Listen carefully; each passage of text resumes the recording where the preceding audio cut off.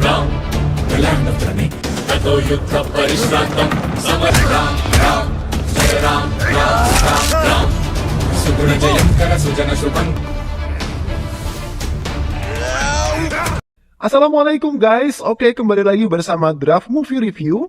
Piye kabar Ire? Terima kasih buat para penonton setia Draft Movie dimanapun kalian berada. Semoga kalian semua selalu sehat ya. Kali ini Draft Movie sudah merangkum sebuah film yang berjudul RIM, Rapid Action Mission 2024.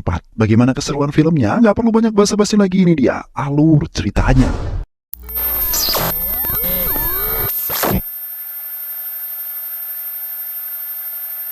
Kisah mengenai seorang laki-laki yang bernama Ram Surya.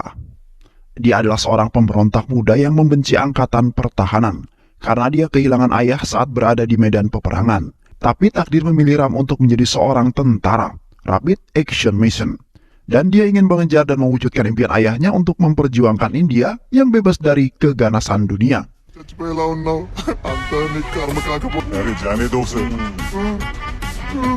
Di sebuah markas terdapat beberapa orang yang sedang berjaga di markas tersebut. Ada seorang kakek-kakek yang belum diketahui namanya, sebut saja kakek Arkan. Dia adalah pemimpin kelompok mafia yang ada di sana. Kakek Arkan sedang duduk dan memainkan tasbih di sebuah ruangan tertutup. Lalu datang seorang ajudan menghadap ke kakek Arkan sambil membawa sebuah telepon dan mengatakan bahwa kakek Arkan mendapatkan sebuah telepon dari seseorang dari Dubai yang bernama Dev Singh, yang mana beliau adalah Menteri India. Dev Singh menelpon untuk membicarakan sebuah strategi yang mereka rencanakan. Namun jika strategi ini gagal, maka Dev Singh akan ditangkap oleh pihak yang berwenang. Kemungkinan kakek Arkan meminta ajudannya untuk menelpon seseorang yang bernama Nawas. Kakek yang belum diketahui namanya itu mengatakan kepada Nawas bahwa kali ini di India harus melihat lebih dari apa yang terjadi di Mumbai dan Hyderabad. Di sebuah jalan raya melaju sebuah mobil hitam lalu berhenti di pinggir jalan. Lalu ada seorang laki-laki yang kita sebut saja Bos Johan. Bos itu kemudian memakai jas dan kacamata hitam, kemudian keluar dari mobil itu yang nampaknya sedang menunggu seseorang. Kemudian datang seorang dengan berbadan besar yang kemudian menyeret bawahannya untuk dihadapkan kepada seorang bos. Bawahan itu meminta maaf pada bos karena telah melakukan kesalahan. Lalu bos itu kemudian berkata akan memberikan sebuah hadiah kepada bawahannya yang berupa peluru panas yang dihadapkan tepat di mulut bawahan tersebut. Setelah membunuh bawahannya, bos tersebut melanjutkan perjalanan menuju ke Hyderabad. Di sebuah tempat yang sebut saja kantor kepolisian, seorang prajurit yang sedang melapor kepada komandan bahwa mereka telah mengetahui lokasi markas mafia itu.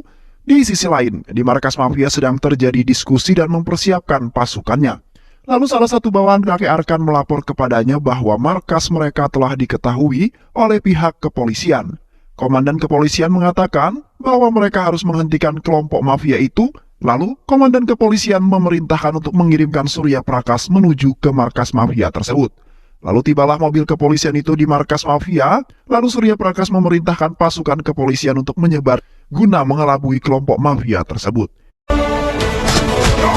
Pasukan Surya Prakash kemudian memasuki markas mafia itu dengan hati-hati. Satu persatu penjaga markas mafia mulai dilumpuhkan oleh kepolisian. Surya Prakash dan pasukan mulai memasuki bagian dalam markas mafia. Namun kehadiran Surya Prakash sudah disambut oleh ketua kelompok mafia dengan semua anggotanya. Perkelahian terjadi di sana antara Surya Prakash dan kelompok mafia. Namun di tengah perkelahian, Surya Prakash ditembak oleh ketua mafia. Ketua mafia kemudian berkata pada Surya Prakash bahwa dia bisa saja membunuh Surya Prakash dengan mudah. Tapi Surya Prakash menjawab perkataan ketua mafia itu dengan tegas bahwa Surya Prakash berjanji dia tidak akan membiarkan pasukan mafia itu tersisa dengan selamat. Perkelahian terjadi antara dua ketua mafia itu dan Surya Prakash. Surya Prakash yang sudah terluka berhasil mengalahkan dua ketua mafia itu. Namun ternyata ada sebuah bom yang terpasang di tubuh ketua mafia tersebut. Lalu Surya Prakash yang sudah terluka itu memerintahkan pasukannya untuk meninggalkannya di sana. Get out of the sight immediately. Bom pun meledak bersama dengan Surya Prakash. Di lain tempat, Bos Johan menemui seseorang pemimpin perusahaan, sebut saja namanya Pak Saman. Pak Saman memberikan sebuah berkas kepada Bos Johan. Pak Saman mengatakan pada Bos Johan bahwa orang-orang yang berada di berkas itu sedang merencanakan sesuatu yang sangat besar. Lalu Bos Johan menemui beberapa orang yang akan menjalankan tugas bersamanya. Bos Johan menunjukkan foto yang berada dalam berkas tadi yang tidak lain adalah seorang penjahat yang terkenal yang bernama Wasim. Dia adalah teroris yang berbahaya yang ingin Bos Johan tangkap. Lalu Bos Johan memanggil orang-orang yang bekerja pada Wasim. Bos Johan menanyakan pada mereka bahwa siapa saja yang tahu keberadaan dan rencana Wasim agar mengatakannya pada Bos Johan. Namun mereka mengatakan bahwa mereka sudah tidak bekerja pada Wasim. Mereka juga mengatakan pada Bos Johan bahwa Wasim telah merekrut anggota yang baru. Film berpindah di mana ada seorang pemuda bernama Ram. Dia adalah anak dari pemimpin pasukan kepolisian yang bernama Surya Prakash. Ram yang sedang mengendarai motornya menuju ke sebuah tempat perlombaan balap motor bersama teman-temannya. Dia membonceng temannya untuk mengikuti perlombaan itu, namun temannya menolak karena itu perlombaan yang sangat gila, di mana mereka mengendarai motor dengan menutup mata mereka. Namun Ram meyakinkan temannya bahwa Dewa Krishna akan melindungi mereka.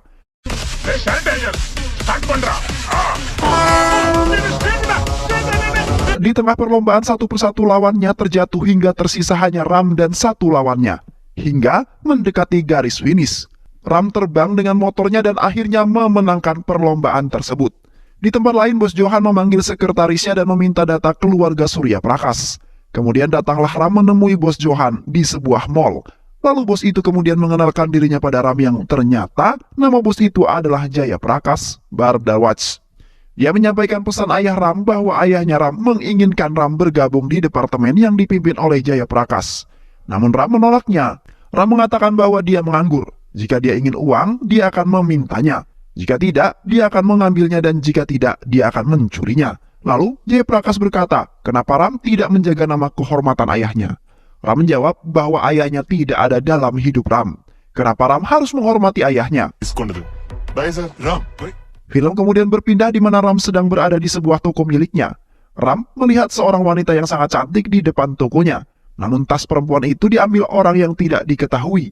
Kemudian Ram mengejarnya. Ram terus mengejar pencuri itu hingga di tengah jalan raya. Hingga akhirnya Ram mendapati seorang pencuri itu di sebuah gang dan Ram meminta agar pencuri itu mengembalikan tas tersebut. Lalu pencuri itu memberikan tasnya pada Ram, lalu Ram memberikan uang pada pencuri itu sebagai gantinya. Kemudian Ram melihat isi tas perempuan itu dan melihat nama perempuan itu di kartu identitasnya. Nama perempuan itu adalah Janavi, yang dia bekerja sebagai seorang dokter di sebuah rumah sakit. Kemudian Ram memberikan tas itu pada perempuan yang bernama Janavi. Lalu Ram berkenalan padanya. Anyway, I'm Janvi. I am Ram. Di sisi lain, Bos Jaya Prakash sedang berada di sebuah kantornya. Lalu Bos Jaya Prakash menemui karyawan yang bernama Subu.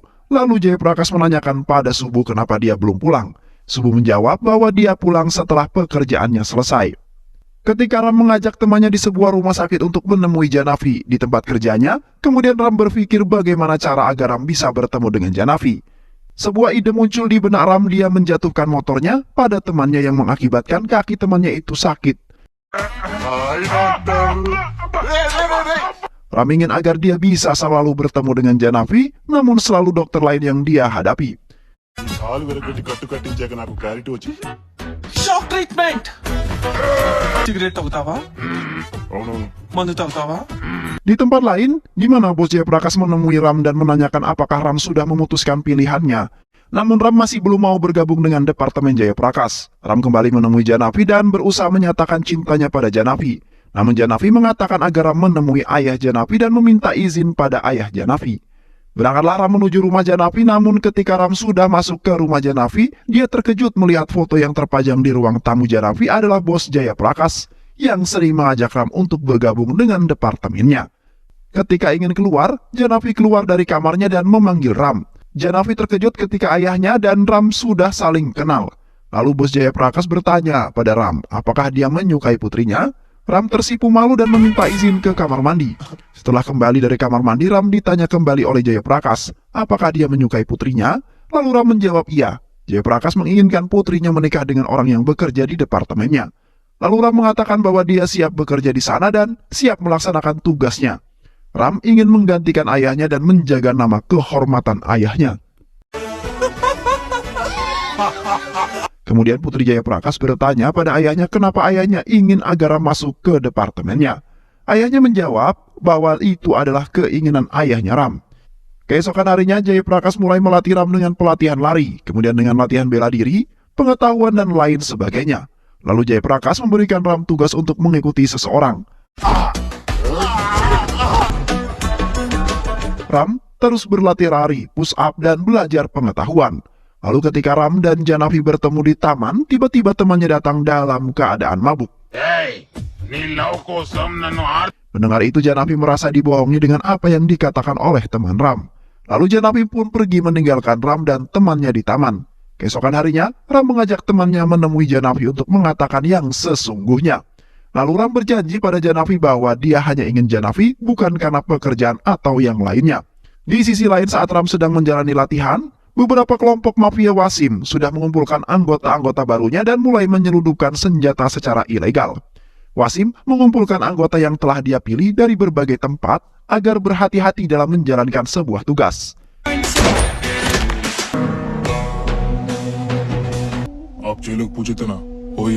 Di tempat lain, bos Jayaprakash memanggil sekretarisnya dan menanyakan di mana lokasi Subu saat ini. Di sisi lain, Subu telah ditawan oleh Wasim dan pasukan di sana. Wasim meminta agar Subu memberikan data departemen milik bos Jayaprakash. Subu diancam bahwa keluarganya akan dibunuh oleh Wasim, namun ketika Subu telah memberikan data itu, justru Subu ditembak oleh anak buah Wasim. Bos Jayaprakash mengingat perkataan yang diucapkan Subu waktu itu. Lalu Jayaprakash meminta agar sekretarisnya mencari di mana Subu dan keluarganya terakhir terlihat. Kemudian data telah ditemukan di mana salah satu anak buah Wasim yang bernama Aju yang telah melakukan ini terhadap Subu. Lalu, bos Jayaprakash meminta lokasi di mana Aju berada. Bos Jayaprakash datang ke tempat Aju berada. Di sana, sudah ada beberapa anak buah bos Jayaprakash yang menawan Aju dan ibunya.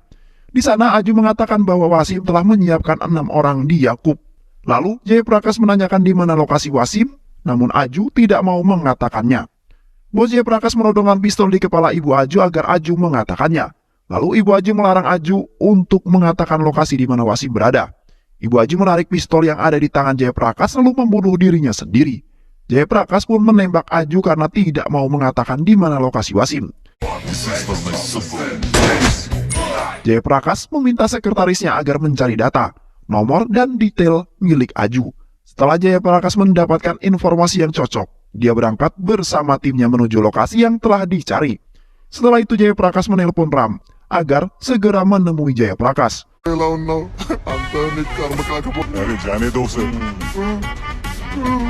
Setelah sampai di lokasi, Jayaprakash memasuki wilayah kelompok mafia itu. Satu persatu penjaga mulai dilumpuhkan oleh Jayaprakash.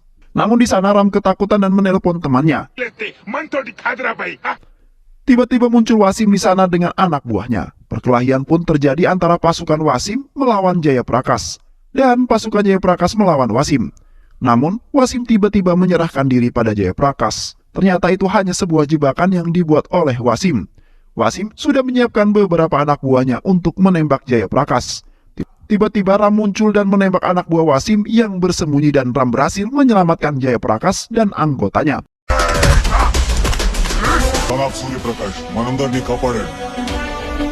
Keesokan harinya Ram menemui Jayaprakash. Ram menunjukkan bahwa Ram telah diterima di departemennya. Jayaprakash mengatakan bahwa hari saat Ram diterima sama dengan saat Jayaprakash meninggalkan pekerjaannya. Dia mengatakan pada Ram bahwa Jayaprakash memiliki penyakit kanker stadium 3. Sekarang, Jayaprakash hanya memiliki 2 tanggung jawab, yaitu 1 pernikahan putrinya dan 2 membawa Ram ke departemennya. Di tempat lain, Nawas mendapat sebuah telepon dari Kanbir, mengatakan pada Nawas dia mengirimkan nomor yang dia dapat dari pesta. Nawas menjawab akan memeriksa nomor tersebut. Di kantor HID, Ram datang menemui pemimpin kantor HID, dan Ram siap menerima sebuah tugas. Lalu datanglah Jayaprakash ke kantor itu dan melapor bahwa ini adalah tugas terakhirnya, karena penyakitnya telah berada di status akhir. Kemudian Jayaprakash menemui Wasim di penjara. Di sana Jayaprakash menanyakan apa yang Wasim lakukan pada 6 orang yang telah dia pilih. Setelah itu, 6 orang yang telah dia pilih, Wasim mulai memasuki tempat di mana Wasim dan Jayaprakash berada. Tiba-tiba, suara tembakan terdengar di sana. Ternyata anak buah Wasim datang dan hendak menyerang Jayaprakash. Di sana Ram berusaha menyelamatkan Jayaprakash, namun Jayaprakash menyuruh Ram untuk menyelamatkan Wasim, agar Wasim dibawa ke rumah sakit. Di akhir hidupnya Jayaprakash, Dia memerintahkan Ram untuk menghentikan rencana anak buah Wasim. Jayaprakash mengatakan pada Ram bahwa dia melihat jiwa dirinya pada tubuh Ram. Dan Jayaprakash juga mengatakan bahwa Jayaprakash akan selalu ada di dalam tubuh Ram. Jayaprakash meminta Ram agar bisa menjalankan tugas cepat seperti ayahnya. Akhirnya Jayaprakash menghembuskan nafas yang terakhir. Di pemakaman Jayaprakash, pemimpin HID datang dan mengatakan permintaan maaf pada anak Jayaprakash. Di sana anak Jayaprakash menangis dan mengatakan maaf pada ayahnya. Tapi dia juga bangga pada ayahnya karena telah membela negaranya.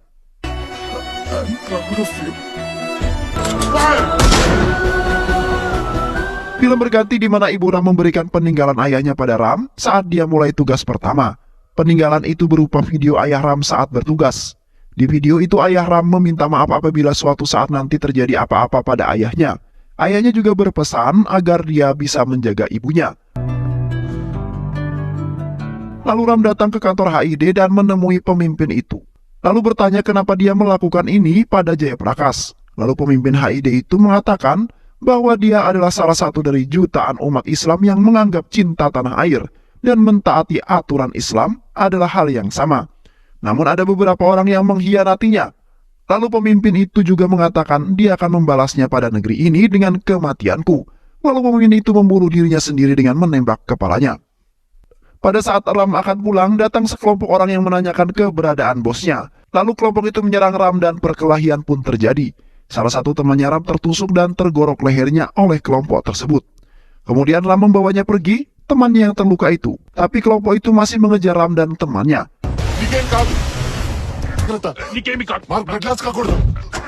Kelompok itu berkelahi dengan Ram di tengah jalan. Ram meminta agar dia mengatakan siapa yang memerintahkan mereka, namun mereka tidak mau mengatakannya. Film berganti di mana Ram menemui Fahri, di mana Fahri telah mengawasi tempat persembunyian pemimpin yang mengirimkan kelompok yang menyerang Ram. Fahri mengatakan di sana penuh penjagaan. Lalu Ram mengajak Fahri untuk pergi ke sana. Di sana Ram berjumpa dengan orang tua, sebut saja namanya Syawas. Setelah itu Fahri diminta Ram untuk mengikuti jejak kakek Syawas di tempat tersebut. Lalu setelah kakek Syawas masuk ke sebuah kamar mandi, Fahri sudah siap di dalamnya dengan membawa bius. Lalu kakek Syawas dibius oleh Fahri dan dibawa ke sebuah ruangan untuk diinterogasi bersama Ram. Setelah kakek Syawas sadar, dia bertanya pada Ram apa yang Ram inginkan. Ram menjawab apa yang kakek Syawas ketahui tentang rencana Wasim. Lalu Ram menampar kakek Syawas karena tidak menjawab pertanyaannya. Kakek Syawas menjawab bahwa dia hanya mengikuti instruksi partai. Kakek Syawas hanya meneruskan hadiah dan pesan dari mereka. Lalu Ram berkata apa hubungan Wasim dengan partai. Kakek Syawas menjawab, Wasim adalah seorang teroris. Kakek itu mengatakan bahwa banyak orang mengira teroris untuk agama dan mendapat kendali atas negara. Kakek Syawas mengatakan kemudian memukulnya. Memarahi atau bahkan membunuhnya tidak akan mengubah jawabannya. Kemudian Ram menulis sebuah angka yang menuju ke sebuah teka-teki. Ram terus mencari tahu tentang nomor itu hingga akhirnya Ram menemukan titik terang di mana itu adalah nomor PNR, yaitu nomor keberangkatan kereta dari Hyderabad menuju Tirupati. Lalu Ram menyuruh Farul untuk mencari rincian penumpang kereta itu.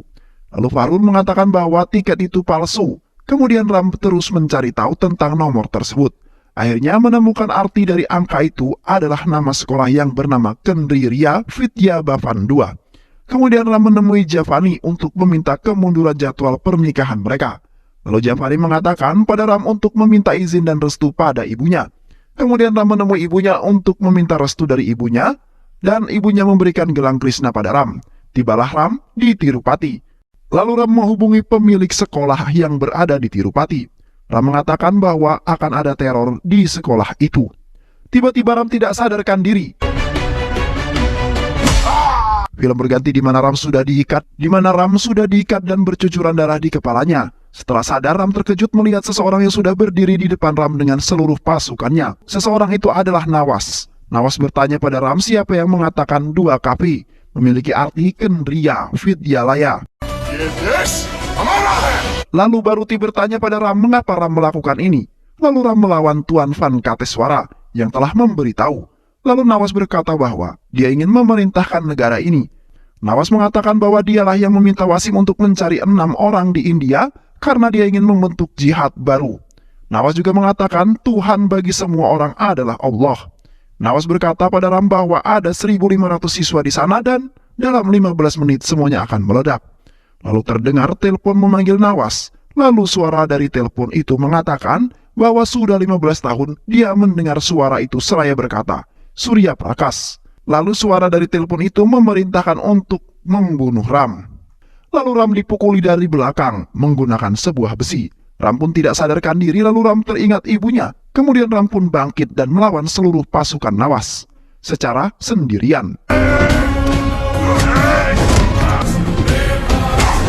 Kemudian Ram berlari keluar dan meminjam telepon seseorang untuk menelpon polisi, agar polisi segera menuju ke sekolah yang akan diledakkan. Di sekolah itu Ram sudah disambut dengan 6 orang itu di lapangan. Ram melawan 6 orang tersebut sendirian hingga tersisa 1 orang. Ram bertarung melawan orang-orang itu hingga babak belur. Pertarungan itu dimenangkan oleh Ram. Namun ketika petugas ingin membunyikan sebuah bel yang sudah dipasangi bom, Ram mencoba menghalanginya. Akhirnya bom yang sudah dipasang oleh Nawas gagal meledak. Akhirnya sekolah itu pun selamat. Di akhir cerita, Ram menemukan artikel yang ditinggalkan oleh ayahnya untuk Ram. Singkat cerita, Nawas sudah tertangkap oleh Ram. Lalu muncul seseorang yang tidak diketahui dan merasa ketakutan akan mendengar nama Ram. Dia mengatakan bahwa Ram tidak akan berhenti sebelum menangkap dirinya. Misi Ram selanjutnya menemukan dan menangkap seseorang yang memerintahkan Nawas. Dan cerita pun selesai. Terima kasih udah nonton video ini sampai akhir. Semoga kalian semua terhibur. Jangan lupa subscribe, like, comment, and share ya. Pisang habis dimakan kunti. Kunti dilepas banyak maunya. Salam undur diri dari Draft Movie. Dan terima kasih buat penonton semuanya. Draft Movie pamit. Sehat selalu. Wassalamualaikum warahmatullahi wabarakatuh.